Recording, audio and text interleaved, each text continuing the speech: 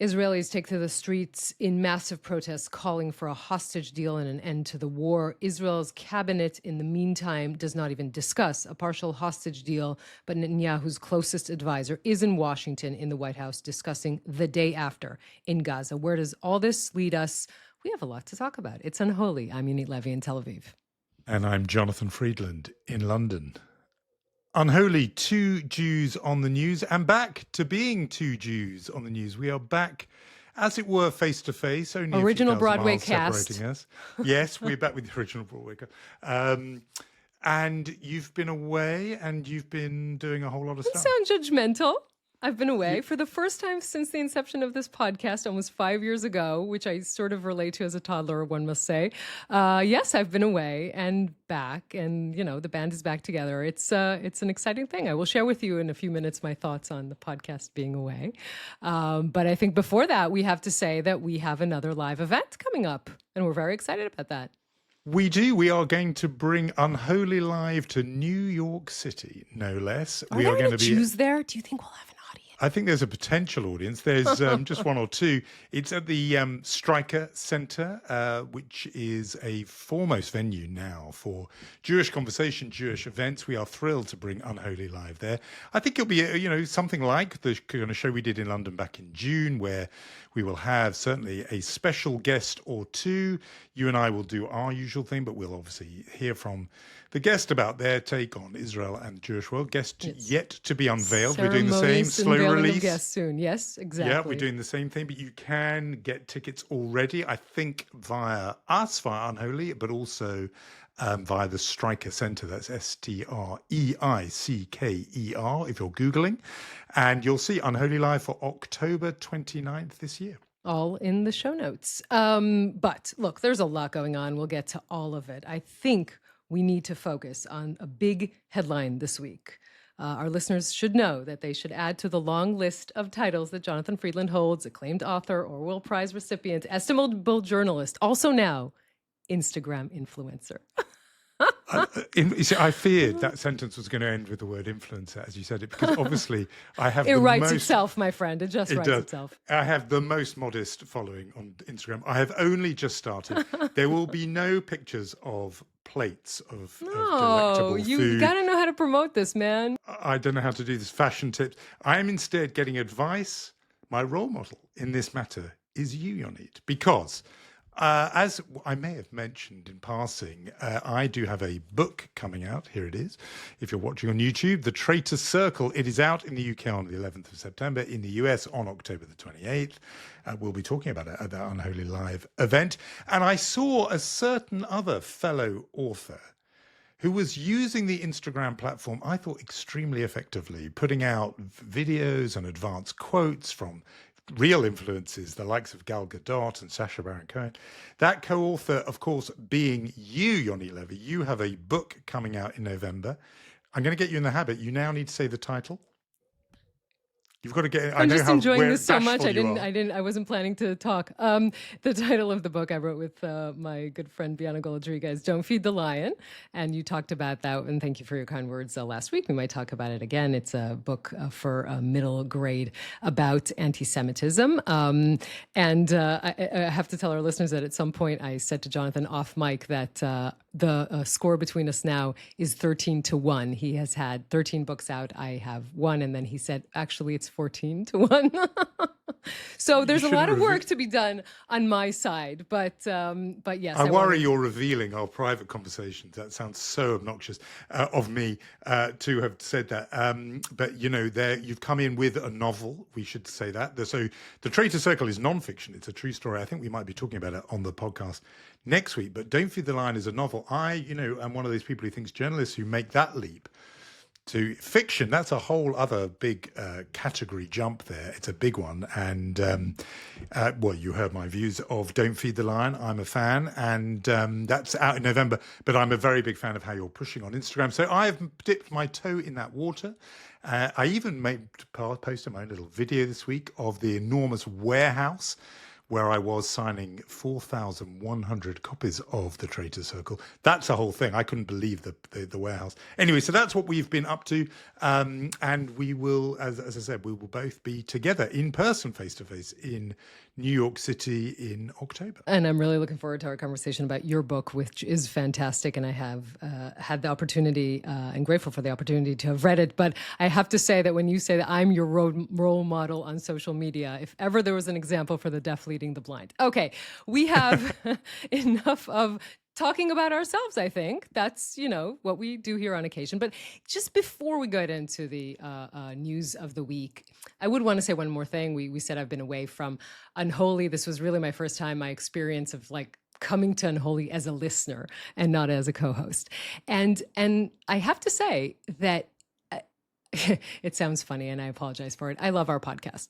And the reason for that is that, it kind of dawned on me and perhaps should have sooner, but in our realm of the discussion about, Israel, the Jewish world, there are kind of two baskets. There's the orchestra that criticizes Israel. Sometimes I would claim also on the verge of vilifying Israel. You have that whole discussion over there. And on the exact other side, you have the, ensemble that will say Israel can do no wrong. But what I love about what we do, and, occasionally I can listen and maybe disagree. I think I would phrase things differently. You see what I did with my voice there? I did. We'll modulate the key a little, but I will say that what I love about what we do is that it lives between those two poles. And there are a whole lot of shades of gray. And that is what I like. I like that it's challenging. I like that you can, some people will listen to you and be upset, and some people will listen to me and be upset. But I think the fact that this reflects the conversation that is actually happening between friends, inside families, even inside our heads sometimes. I think the biggest compliment we ever received was people saying to us, it's like having two parts of my brain in conversation and listening into it. So that's what I was trying to say after being away for a little while. I don't know if after saying this, you'd want me to be away or want me to never go away, but that is just what my thinking is.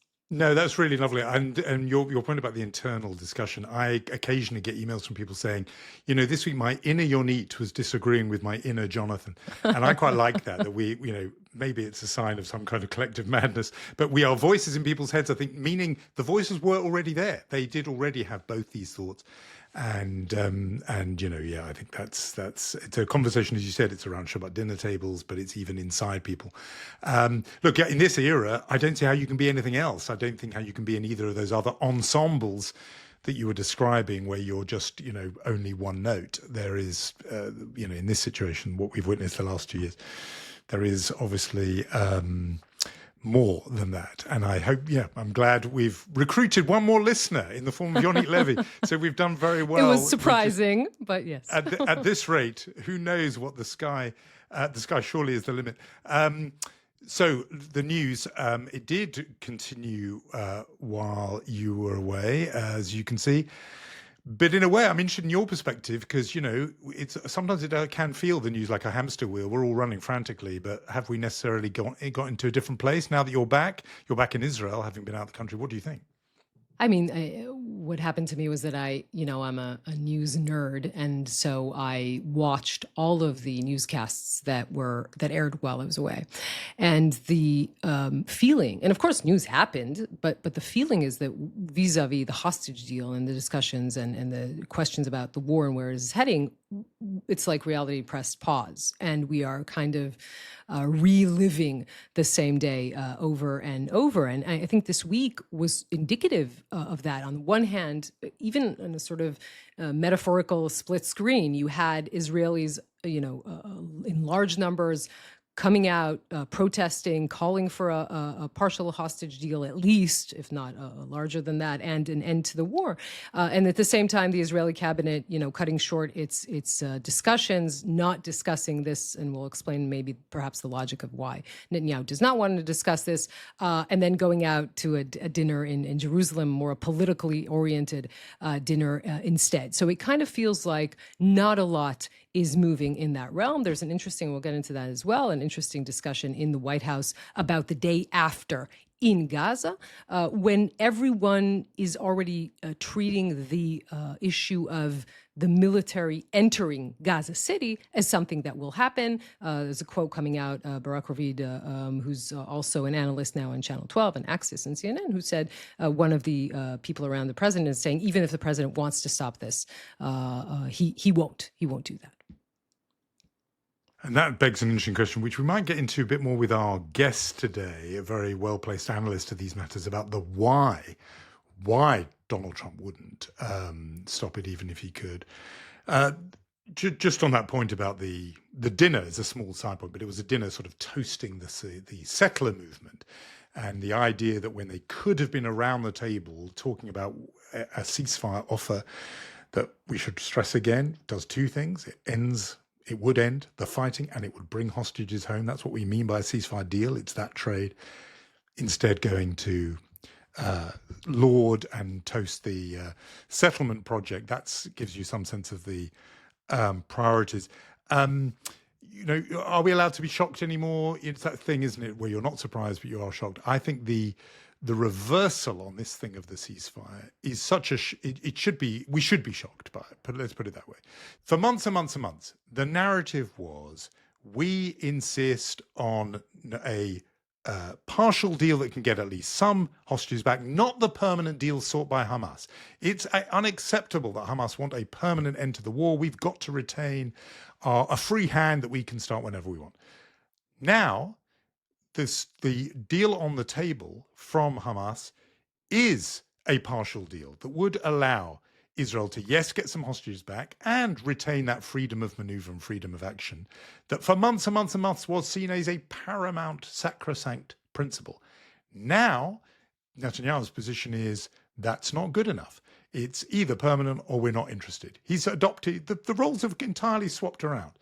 And this is almost sort of Orwellian in the sense of, we've always been at war with East Asia, that the narrative has just swapped overnight and we're meant to not notice that what was sought by Israel and is now available is suddenly unacceptable, so unacceptable, we will not even talk about it. We will not even bring this to the Security Cabinet. The only conclusion you can possibly draw, and I think it's one we've been either saying or hearing on this podcast for a long time, is he doesn't want this thing to end. He doesn't want this war over. He thinks it suits him politically.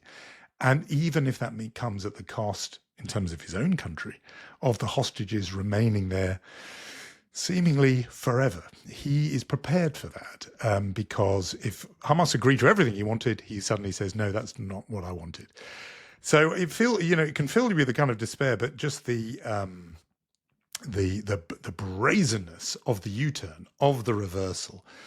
The only conclusion, as I say, you can draw is he will make sure this doesn't happen almost at any price, even if it means entirely reversing his previous position. I don't know what those mediators do to stop themselves, pulling their hair out, because this is obviously a fruitless, futile business they're engaged in. He doesn't want to do the deal. Yeah, I'm not sure how fruitless it is. I will say that, I read, I think it was Jonathan Levy on no relation, on Twitter. He's a research fellow at Molad, and he wrote, "We're living in a country that has no explanation. We're not."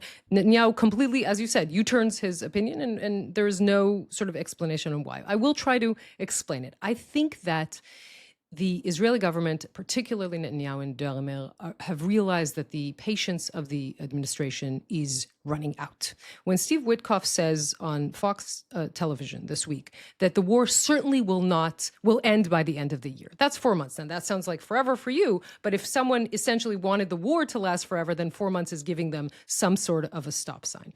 And I think that what Netanyahu has realized is that what he was trying to do thus far, which is partial deals, getting indeed as many hostages out, but not saying the war will end and Israeli forces will withdraw, because that is complicated for his coalition, then he realizes that this will have to come to an end, but that there is no chance to again, go to this a partial deal, ceasefire, and then return to war in 2 months. What they think, what Netanyahu thinks and Dermer thinks, is that Hamas is stalling on purpose and said yes on purpose, so to prevent an Israeli incursion into Gaza City. They do not want to do that. And since Israel has decided that that is the next move of the war, I think the Netanyahu thinking is that now we will go into this move, and then we could end the war on Netanyahu's terms, which I remind you are two. One, demilitarizing Hamas, and two, an Israeli presence in the perimeter. So that is essentially the explanation for this U-turn. As I said, the Israeli public is not exactly receiving that information. What I find really interesting, Jonathan, is the fact that the Israeli chief of staff, let's say this, after the hostage families, the one person in this country wants a hostage deal more than anyone else is the commander of the Israeli military. I mean, usually what you have is the situation in which military is gung-ho, they want to go into the war, they want to, do as many missions as possible, and it's the politicians are saying, wait, we're being hesitant. Here, the other thing, the opposite is happening. It's really clear that the Israeli chief of staff of the military is very hesitant about and trying to delay this operation in Gaza. We should say it's been demoted from occupation to taking over Gaza, and that is the sort of decision by the cabinet saying taking control of Gaza City and sort of delaying this as much as possible. But it does seem like that is the next move in this war. It's very that, I can see within their logic, I can see what they're saying. There is, by the way, even in that logic, there is contained a degree of reversal, because the position before was that in some ways, even the threat of a taking, a conquest, an occupation, whatever word you want to use, of Gaza City might bring Hamas to the table, and therefore it was worth advancing that scenario. Now it appears to have worked. I'm just going following their logic. So now it's worked. Hamas want a deal to avert this takeover of Gaza City. If that was the thinking then, why not then reap the fruits of your own tactic and say, good, we'll do this deal and get some hostages back? No. Hamas have done what they want, what they gamed out, as it were. They've been rattled by the prospect of a takeover of Gaza City, said yes to a deal, and still they won't do it. So it suggests that it really is a sort of sincere aim, wanting to take over Gaza. I just want to mention two other things. One, on Steve Witkoff saying it will be over by the end of the year, it would be nice to think that is therefore a date certain. And even though, as you said to me, it seems eternal for that to be another 4 months or 3 months, nevertheless, I don't buy it anymore. I've been told this too many times, including by the Trump administration, who said it will end straight away, we'll get a ceasefire. They did. And it was broken. The ceasefire was done as Donald Trump came into office in January. By March, it was over, and there was no real sanction from Washington. They just sort of shrugged and said, okay, that's fine. So I don't think, the fact that Steve Witkoff says it means it's holy writ and will not be reversed. But the other thing I wanted to mention is just this point about the ongoing cost in human life and in Israel's reputation when this just goes on week after week, and about the limits of Trump's authority. So we saw this week this attack on the NASA hospital at the start of the week, in which a group of journalists were killed. The justification that's been advanced is that there was a camera there that was being used somehow by Hamas, and therefore that justified attacking a hospital, killing a group of journalists. There hasn't been an attempt to say those journalists were all secretly Hamas operatives, as there was when the bureau of Al Jazeera was killed. Instead, it's to me, it's a sort of phoned in kind of excuse. What was particularly hideous about this attack was it was a so-called double tap. There was one strike, emergency workers, first responders came to deal with the injured, and then there was a second one, and caught on film, incidentally, as doctors were talking to journalists. It was hideous. It was condemned. There was no apology or anything like it until Donald Trump and the Trump administration signaled they were unhappy with it.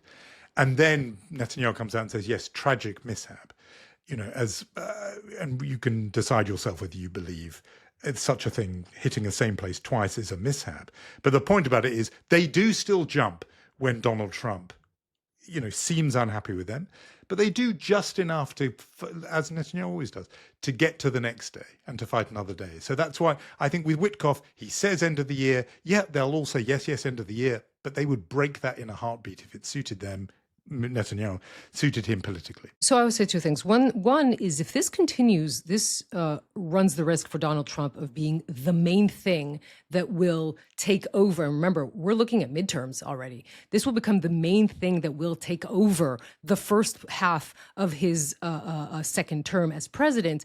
I think he wouldn't want that to happen, and he can become a little bit more aggressive with Netanyahu. So that is something, when we look at the calendar, there are all kinds of things that are happening here in different parts that are shifting, and not all of them are under Netanyahu's control, including not the decision made by a long list of countries to recognize a Palestinian state in the coming UN General Assembly at the end of September. So there are a lot of moving parts here, and I wouldn't sort of say, okay, well, this war will last forever, because there's all kinds of elements, including reservists who have been called on for the fourth and fifth time during the coming Jewish holidays to serve in Gaza. So all of that could sort of, fray Netanyahu's or sort of disrupt Netanyahu's plans. I'll say one more thing about the Nasser hospital. You did say that there was no response. First of all, there was an immediate response by the IDF and a decision again by Eyal Zamir, the chief of staff, to investigate this. As you said, the prime minister regretted this. The timing is, of course, as you noticed, but the IDF is entirely concerned by what happened there. It shouldn't have happened. I mean, this was definitely, there are so many questions around this, of course. I mean, yes, there were also included between the journalists and the medical personnel. Israel says that there were Hamas terrorists, but again, that isn't an excuse for shooting this kind of mortar shells over the hospital. This has been investigated. We should say that the military is investigating all of these tragic incidences, including after the World Central Kitchen incidents that dismissed a major and a colonel, and after the incident in April 2025, killing of emergency workers, the IDF dismissed a unit commander. The point is this: the longer the war continues, the more incidents like that are bound to happen. And that is something that Israel has to notice. This isn't an excuse, right? But this is something that Israel has to notice and make sure that it doesn't happen in the way that it happened this week. Yeah, you mentioned the opposition or dissenting view of the chief of staff. Just to underline, hundreds of thousands, I think the estimate was 350,000 Israelis taking to the streets at the weekend. There have been smaller but still very visible and, full-throated protests continuing throughout the week. So this is a situation where the political echelon, and it was them I was speaking about in terms of the immediate reaction to the Nasser hospital, the political echelon is out of step with the top brass of the military and the Israeli public. And I think, it's worth repeating that. The polling, north of 80% want this war to end. Indeed. I would just mention one more thing, which is what John Polin, he's the father of Hirsch Goldberg Polin, wrote on Twitter yesterday. You mentioned the numbers, and I think it's important to quote him. He said, the largest demonstration in U.S. history is believed to be the Women's March of January 21, 2017. I'll add that was right after Trump was inaugurated.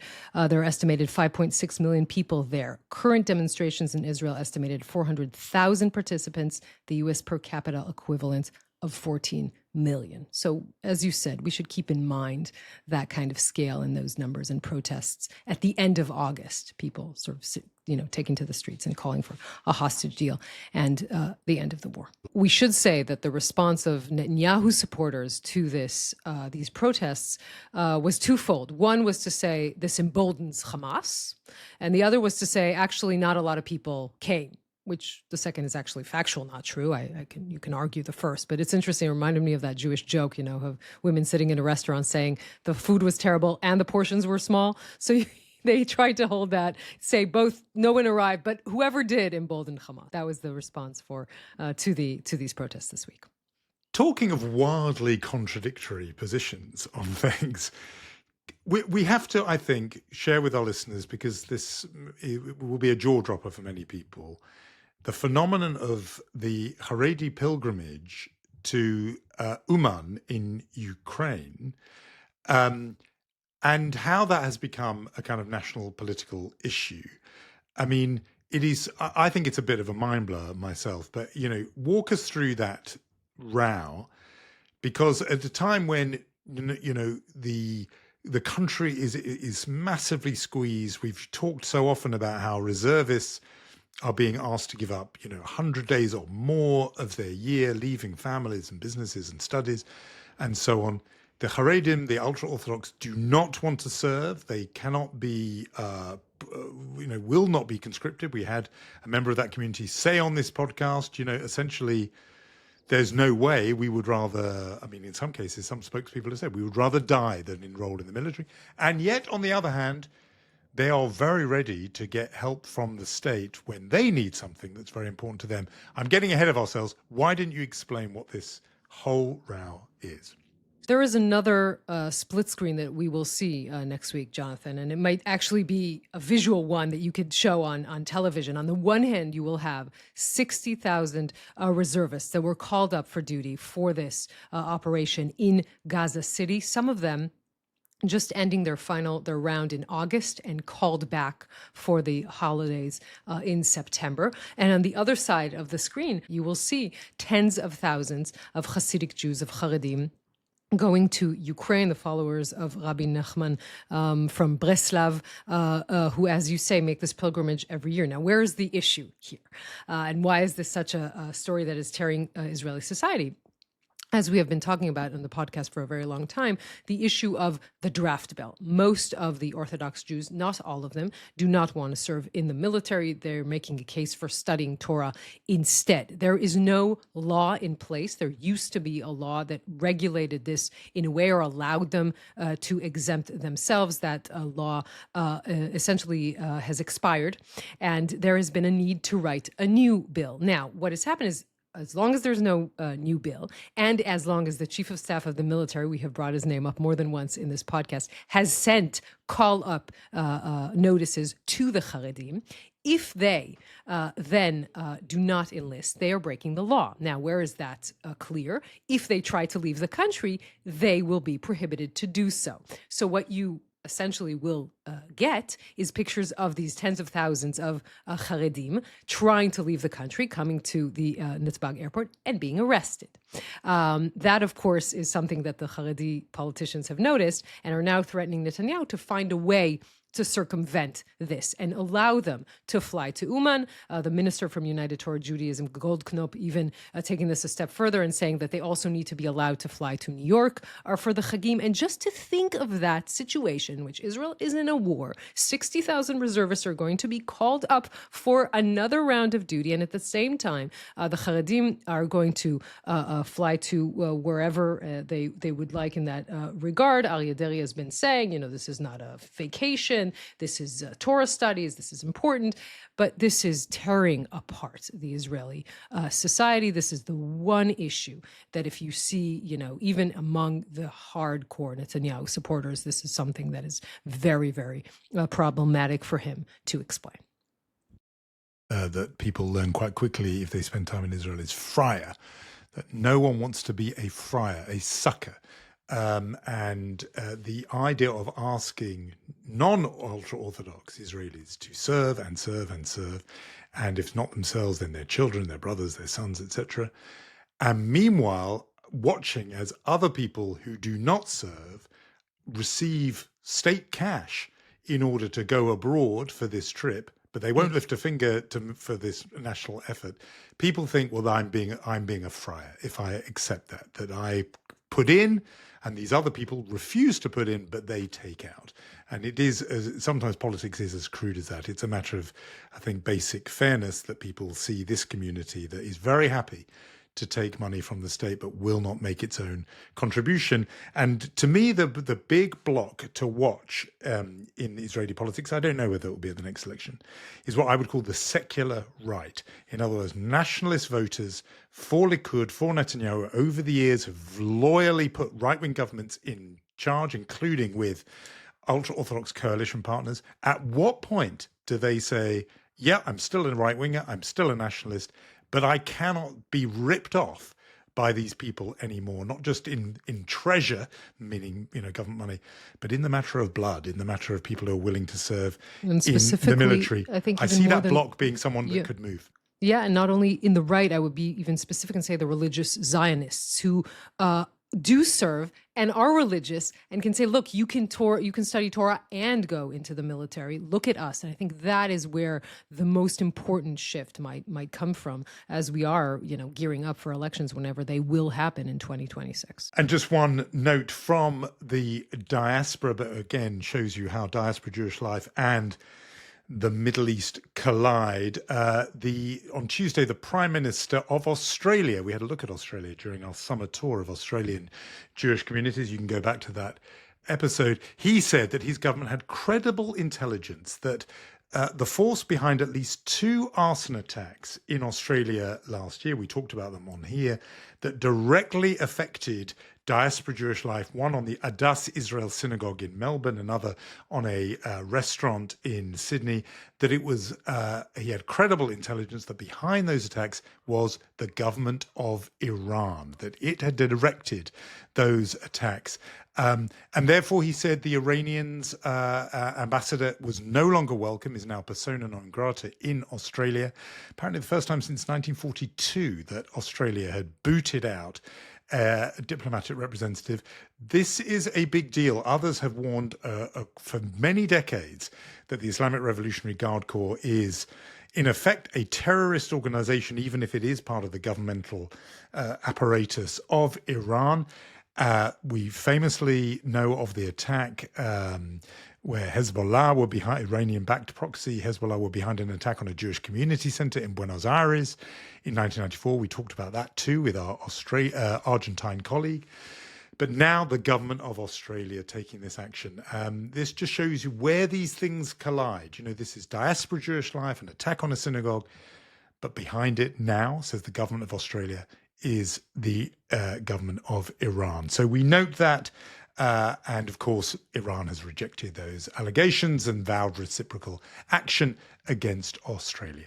Yes, we should say Iran has a long history of these kinds of planned clandestine attacks around the world, some of them uncovered, some of them not. But this is, sadly, an evil regime, and its plan to export terror through the IRGC is very clear, and it becomes clear. So it's not only, when we talked about the brief war, a direct war between Israel and Iran in June, in last June, it is not only Israel's problem, it is the world's problem.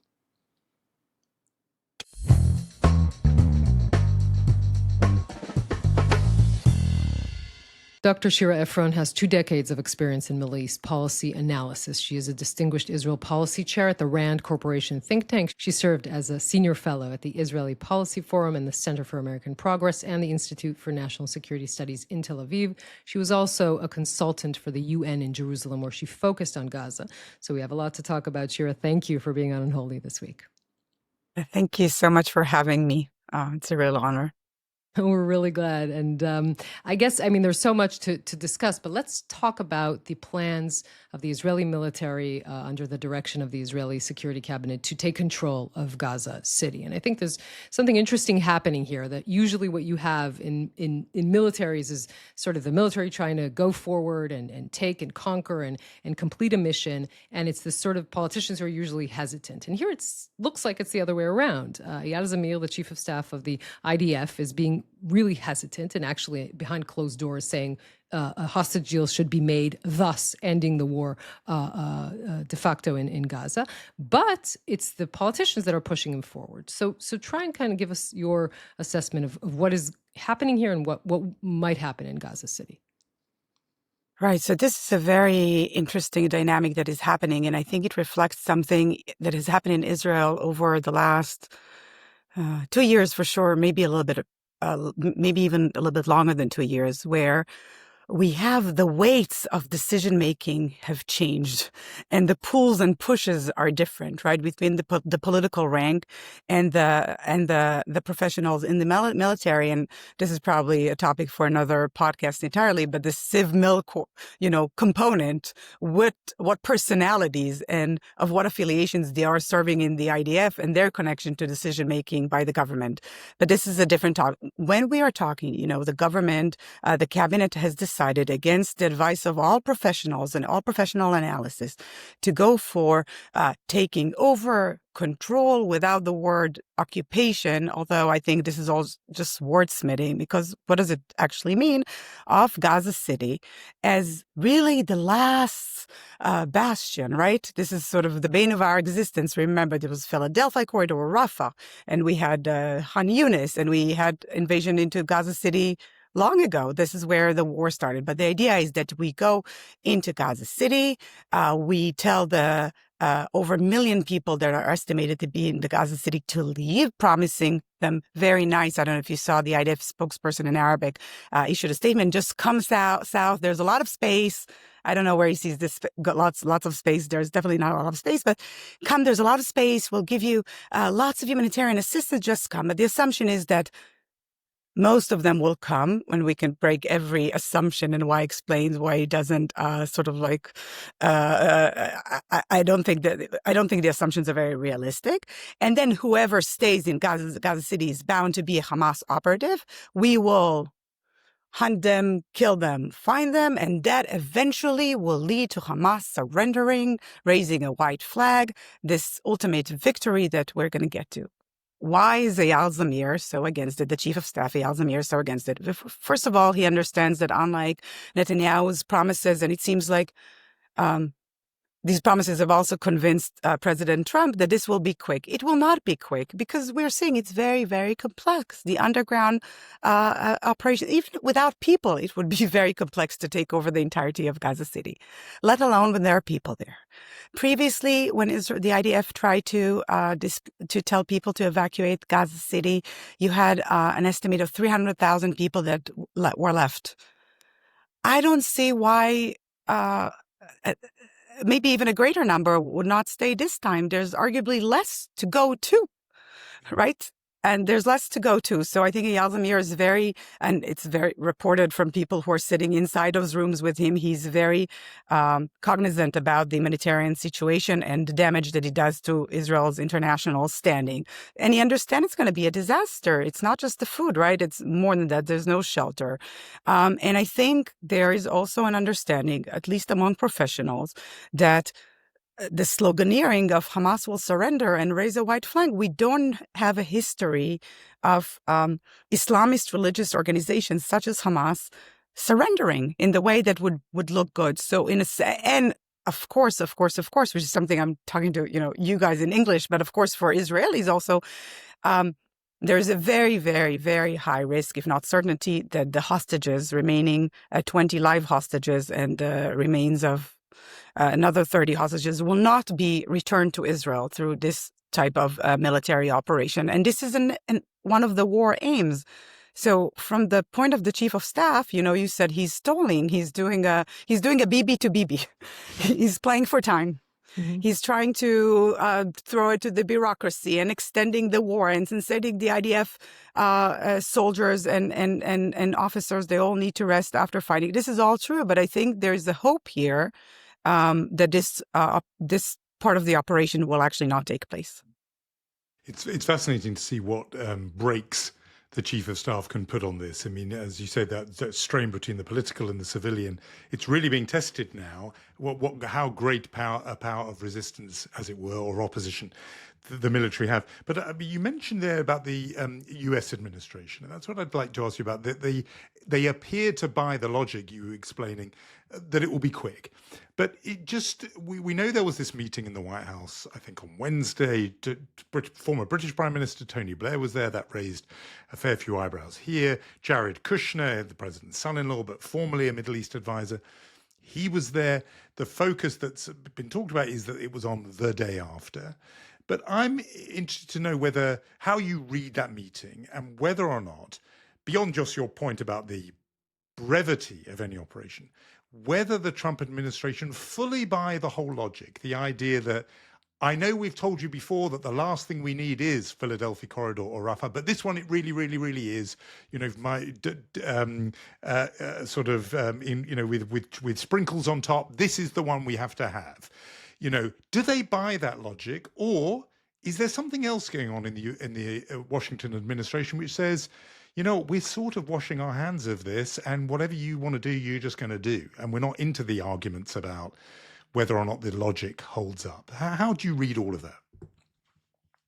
I have no idea how President Trump thinks, and with very few professional advisors next to him, it's hard for me to say whether they actually go through this analysis and think through the details. And as we've seen so far, there's not a lot of attention to details, right?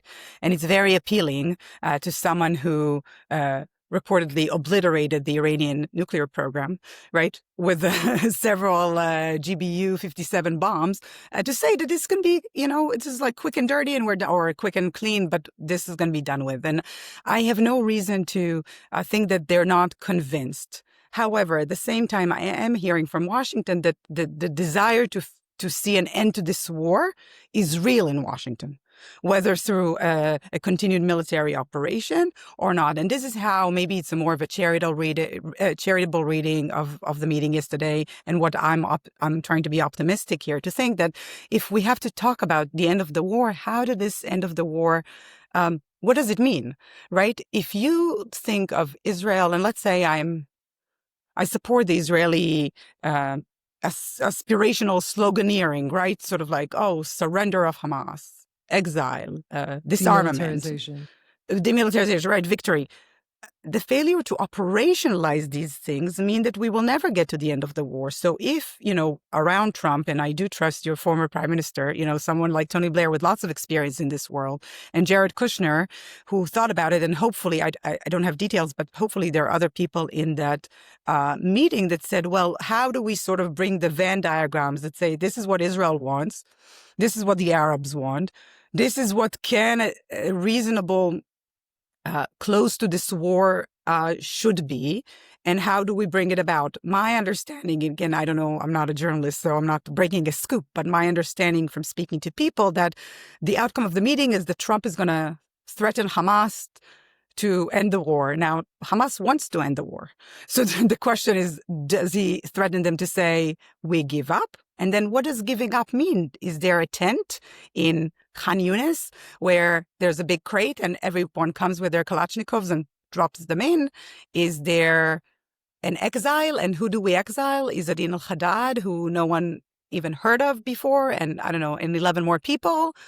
Do we honor them with that, with the exile thing? I mean, fine. Let's do something that does sort of, I think the challenge is now is create build ladders to have everyone climb down from the trees they climbed on, which is a recurring challenge here. And this is how I see the meeting.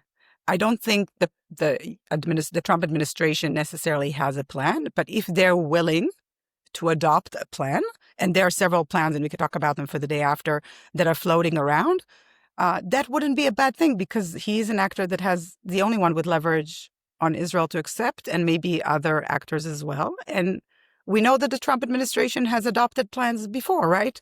The whole negotiation with Lebanon, the January ceasefire, this was not their plan. They came to seal the deal. So if that's going to be the positive outcome of the meeting, that would be great. But we've seen this before, and who knows? From what I understand, what they agreed on is that they need some sort of alternative power in Gaza to pass on. And crucially, Ron Dermer was also in that meeting. He's Netanyahu's top advisor, closest advisor.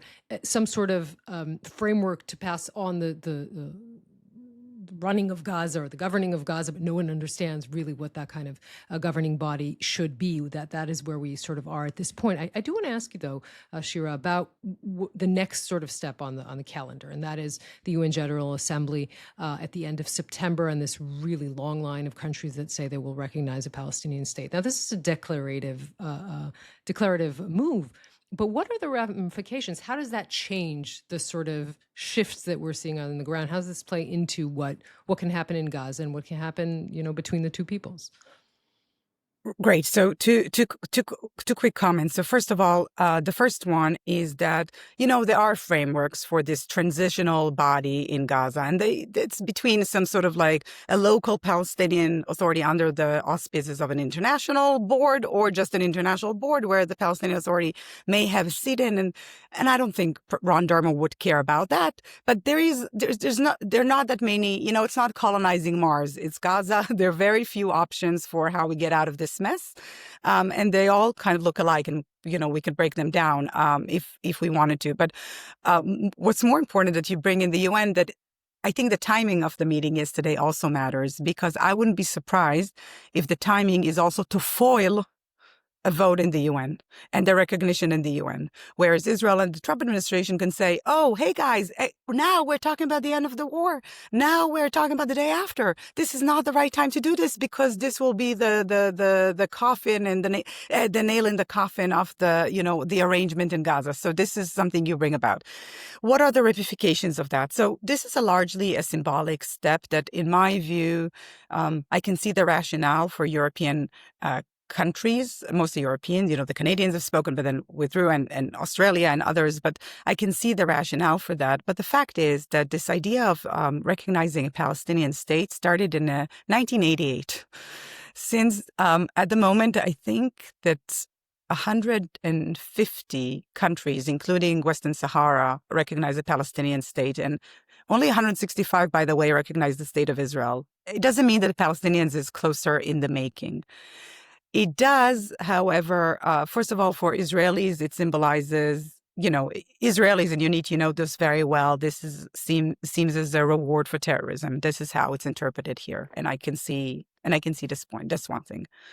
The second thing, I think, is that it a little bit obviates the need for the Palestinians to take responsibility and have the agency, right? I could see if an argument of saying we will recognize the Palestinian state if in 2 years you prove that you conduct the reforms needed not to satisfy Israel, but to be a country, a state that dignifies its own people with proper services. They have not done that. The PA is in no position to govern. Some of it has to do with Israel's policy, but a lot of it is, they can, they have their own responsibility for this. And it could create more and more tensions, because Israel is likely to respond with the proper, Zionist reaction, which would be punishing the Palestinians. So in a sense, I'm not sure that a recognition that will be largely symbolic to show that we are charting a pathward toward a two-state solution is not going to be one that actually undermine it further. Israelis are concerned, the officials are concerned, that if this is going to become something that is, Palestine is going to be recognized really by several of these countries, and it's not just used to be countries in Africa, but now we're talking about, the strongest European governments, or few of the European governments. This could subject Israel to a variety of lawsuits, right? Because then it's not when every time Israeli IDF goes into Area A, it invades another country. And that's different. This is no longer, a transitional territory. Israel can be subject to lawsuits over the Paris protocols in terms of violations and other things. So I think there's merit for the Israeli concern that it's not just psychological. If I had advised one of these leaders, I think there are better ways to bring about or to keep the door open for a two-state solution and for a Palestinian state than sort of just recognize it nominally. But not doing the hard work that is required to actually build one.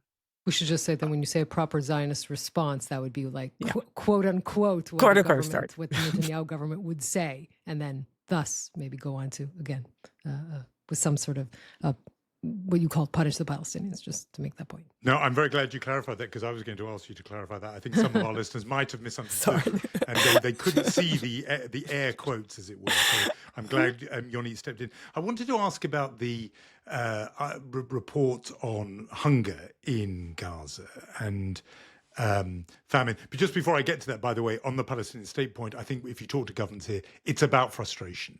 It's about massive frustration that all the other ways to try and end this war have not worked. And so they're resorting for this, what I think government officials will admit in European capitals is a pretty blunt instrument. It's for some of the reasons you've set out. but in a way they don't know what else to do because this government just will not listen to anything. This Israeli government will not listen to anything else. But I wanted to ask you just about the question of hunger in Gaza. The IPC, this body, international body, which is regarded as very distinguished in measuring famine and food shortages, food insecurity around the world. Its latest report says famine in Gaza is imminent, that half of Gaza experienced catastrophic food insecurity. There was also a report by a couple of Israeli journalists who did a tour of the wards of Nasser Hospital in as much as you can. They had to do it remotely, obviously. But Israeli journalists describing seeing children who were, quote, very thin, with weak, glazed eyes, clearly severely malnourished, with markers of starvation like changes to their hair color, missing spots of hair on their head, missing teeth and rashes on their skin. Condition of children, experts told Haaretz, are the earliest signs of large-scale famine in a population. I'm interested to know what you make of this report and what you feel, official Israel, how it responds, but also just regular Israelis. Because for a long time, the response has been, well, that's just the sort of international community who we know are, again, my air quotes now, massive anti-Semites, and we can't believe a word they say. Has that moved? Has that changed in the course of the summer? Okay. So lots to unpack here, and I think Yonit probably can talk a lot about the discourse in, the Israeli public on this, because she was obviously the victim of some smear campaign against just daring to say something about the situation in Gaza. The IPC, even though it is sort of the acceptable body that organizes, the data and does assessments on hunger and food insecurity around the world, has suffered from consistent inaccuracies when it comes to the war in Gaza.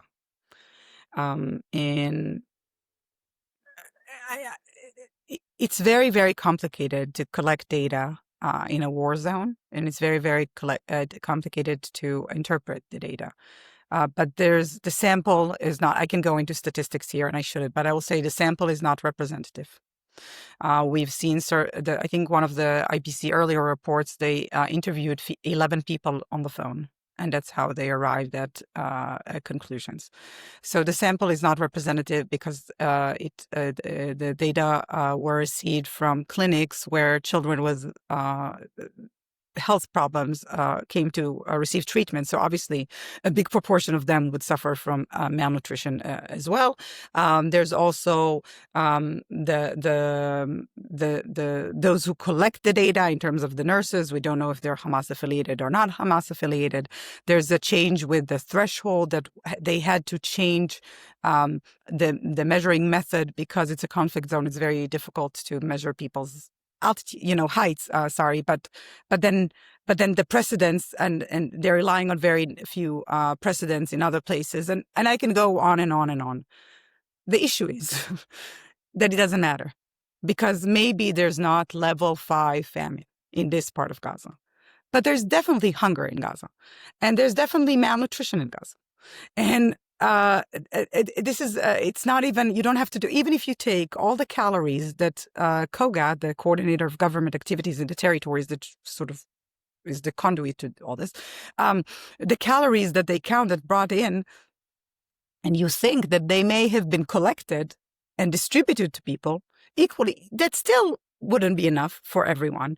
And also, the state of Israel has been seeing its role as ensuring that there are enough calories arriving at the crossing Kerem Shalom, which is the main crossing through which stuff goes into Gaza. But that's not what you need for food security of a population. You need diversity and you need access. And those things happen inside. And we can't continue to talk about dry foods, which is the only thing that goes in. We're not talking about perishables, about meat, about dairy. Now, you are seeing in the last few weeks, since Israel changed its policy and letting the private sector import goods, you're seeing a little bit of more other goods that are more unique in the market. But who in Gaza can afford to get them? And therefore, I wish that Israel had a more mature response, right? And instead of saying, oh, everything's fine, look, there are mangoes in the market, say, listen, it's war and it's terrible and we know. And this is a collective failure and the Egyptians are horrible and the UN is horrible, but we understand our responsibility and we're trying to do better. I think that response would have more resonance with the world. But then you go into the legal argument of how Israel sees its responsibility in Gaza, and there's no admittance of Israel's legal commitments to Gaza, right? This has implications that go far beyond the humanitarian question. Now, on the public response, I think I should know this. I wrote something for the New York Times a few weeks ago about this. So I cited a survey, but there was a survey. That piece, by the way, was in my mind. The headline, just for listeners, was "The Reasons Israelis Have Closed Their Eyes to Gaza." That was your piece in the New York Times, and I'm very interested for you to unpack, for people who may not have read it, your broad argument there. Yeah, I never read op-ed articles in the New York Times, so no offense. But the idea is that I think for Israelis, first of all, the fatigue in what this country has been through, right? Not this past 2 years and even before. The second thing is the fact is there's still hostages in Gaza, and every hostage that comes back tells the story of how their captors have eaten when they were starving, and they were starved. We saw the gaunt hostages coming back, and we know when we see a video of Aviatar David forced to dig his own grave and weighing half of what he weighed before entering Gaza, there's no sort of sympathy for this for Israelis. Now, I think Israelis also don't trust the international community. The data, what Israelis would say, data laundering, but the data have been unreliable, which this comes from me as a professional. The data have been unreliable. And there's been a big disappointment from the UN, right? The lack of UN condemnation of Hamas in the early days, especially UN women over sexual crimes and other things. And Israelis feeling that they're all alone in this. So there's a sense of sort of, first of all, we don't trust the media. And, you have one picture in the New York Times of a child with previous conditions that this may or may not be the reason for how they look. And Israel say, oh, it's all fake news. It's all propaganda. It's all AI. It's all a blood libel against us, the Jews. So that's one thing. The second thing is even those that know the situation, they're indifferent because they feel that they have to care for their own suffering. And this is to me is terrible, because I think that this lack of dignity and the disregard for Palestinian lives, I don't think Israel is not enacting a starvation policy. There's no one here, I think, that wants to starve people. I know some people think so in the world. This is not true. But there's, disregard that we see for Palestinian lives that is going to haunt us for decades because they are our neighbors. So I think that's part of it. And again, I know Yonit is not responsible for it, but I do think also that the media here has enacted self-censorship on the images from Gaza. And I always tell my friends European friends and Arab friends, I tell them Israelis don't know what's happening in Gaza. And they say, what do you mean? It's everywhere. I think there's a difference between how the Israeli public could have and would have digested these images 3 months after October 7th and the fact that they are able to maybe digest them and look at the other side of the border more so today. But that is kind of what I would like to end our conversation with, if I may, just a dash of optimism perhaps, and that is, do you, in all of this, what you call the mess here, see some kind of opportunity? Is there a way out? Is there something here, some sort of plan that might improve the lives of peoples on both sides of the borders? Because, as you say, we're not going anywhere, and neither are they. So how do you solve this? How do you see a way out? I mean, I think there's so many opportunities, and that's what's crazy, right? We were able to leverage imperfect military achievements, very imperfect, in Iran, in Lebanon, in Syria, right? Hezbollah has way more capabilities remaining than Hamas, which is a shell of itself, to diplomatic, hopefully, successes, right? The Middle East is changing. What we have now in Gaza is a catastrophe, but if this catastrophe and this crisis on both sides is not translated into a diplomatic opportunity, I don't know what will. And we have today the sort of the day after plans that run the gamut between a nucleus of a Palestinian rule that is not Hamas and this international board, but you have willingness of the Arab world not to take over Gaza. No one is going to take over Gaza for us and solve this problem. But the Arabs are willing to do way more on Gaza than they ever have. You have an opportunity and leverage on the Palestinian Authority to make sure they go through these reforms that are really needed for the Palestinians, but also for Israelis, right? And this is an opportunity. There's an opportunity for more regional integration. When there's the New York Declaration, which comes with from July, which Israelis only read the part about Palestinian recognition, but you have there the Arab world saying no more Hamas. Hamas has to go. This is a big call. They're saying Israelis need to leave safely. They're calling for the PA to reform. I mean, these are big things. And if I were Israel now, and I would say, because I think the ship has sailed, right? There's going to be a recognition of a Palestinian state. But I would go to those countries and say, we understand, we disagree with you, but at least attach conditions. Make sure they actually do the reforms, not just Abu Mazen appointing a deputy, check the box. And I heard this from a Saudi official, said, you wanted them to have a deputy. He has a deputy, we're done. No. Affect the real reforms that we want. And maybe tell the Palestinians, and you should recognize Israel as a Jewish state, which is something that Israel wanted all along. And Israel can speak with the European leaders and with Canada, which has a different approach to this. But there is an opportunity, and it's going to be difficult, and it's going to be hard, and Hamas not going to disarm in one day, and exile is going to be complicated.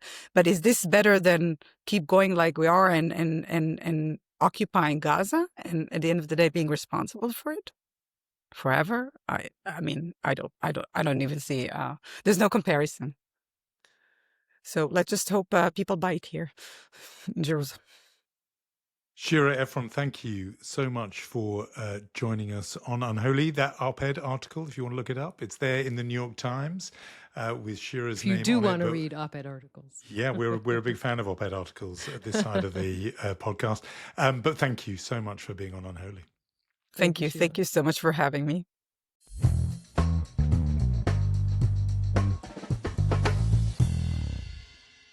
So we come to our weekly awards, Yonit. I know you've been away for a bit, but I'm sure you've not forgotten that we hand out awards. What do you young people do for fun around here? Yeah, it's like that. We begin with a Chutzpah nominee. Do I even feign an apology for mentioning this person yet again in this category? But we take you to the Donald Trump White House, where, alongside his trusted friend and envoy, Steve Witkoff, they are talking about the crisis in Gaza, the crisis in Israel. And they start talking about the hostages. And at one point, the president turns to Steve Witkoff and goes, how many? What are we talking about? 20? Less than 20? What is it exactly, the number? And it brought back to me a previous nominee, I think, in this category for Chutzpah, which was when the Netanyahus were meeting hostage families. And at one point, Prime Minister Netanyahu referred to the number then of living hostages, only to be sort of interrupted by his wife saying less. It's less than that, which came as news to those family members. You can imagine the trauma for them. Now they're being talked about as if this is sort of, Donald Trump with Steve Witkoff talking about his golf handicap. What is it? What number? That number, a bit more, a bit less. These are lives at stake that are obviously each one of them has a loved one or a family member or a family who are hanging on every morsel of news, and to be trading figures like this, it was the height of insensitivity. Not new from these people, but I thought worth recording. We are arriving, fast approaching day 700 of the war in a week, actually. That will be the mark. That means that these people are essentially dying in Hamas tunnels for a very long time. There is a chance to help them, to save them, but you have to treat them as human beings. And I think that's something about that style, right, that is insensitive, really. And one of the mothers of one of the hostages, Ruchama Buchbut, the mother of Elkanah, was sitting in the studio that night, and she said to me, how insensitive is that? And they're very careful because they don't want to, hurt the feelings of the one person that they think could actually help their loved one, and I mean the American president. But she said, it feels so insensitive to us to kind of use that language. This isn't a supermarket list, and, how many apples are you buying? This is human beings, and they are under the the worst torment you can imagine. And, that is what has been being done to their families. And a particular disappointment, by the way, for those hostage families who did invest so much in their relationship with Steve Witkoff. They felt in particular he was very much their champion, and indeed with Donald Trump. I would want to shift the mood a little bit with our Mensch nominee of this week, and that is Udi Kagan. Udi Kagan is a comedian. He's very well known, particularly because he is part of the ensemble of Eretz Nehederet, the lauded satire program in this country. In a 21-minute monologue this week, he talked in depth about his battle and grappling with post-traumatic stress disorder.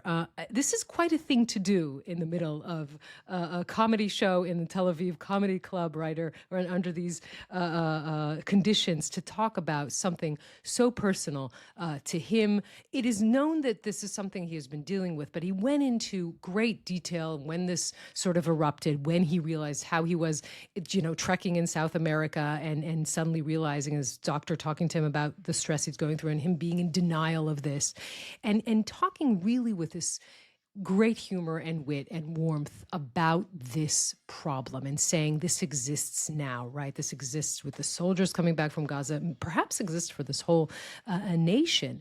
And you have to admit it. You have to look at these people. You have to deal with this. And I think one of the most poignant lines was, PTSD grows in darkness, in shame, in silence, but it dies in the light, and we are the light. And that is such a beautiful line. And to think of these young soldiers maybe being ashamed, maybe not even admitting to themselves what they are going through. And then when this prominent person talks about it in a way that is so, revealing, so warm, so unique, I think that it speaks volumes of his character, but also you can't overstate how helpful that can be to people going through the same exact experience. This is, of course, from his own military service. I think it was in Operation Defensive Shield. But that is the effect of what he said. There's already more than almost 1.5 million, I think, views on social media of this 21-minute monologue in the middle of a comedy show.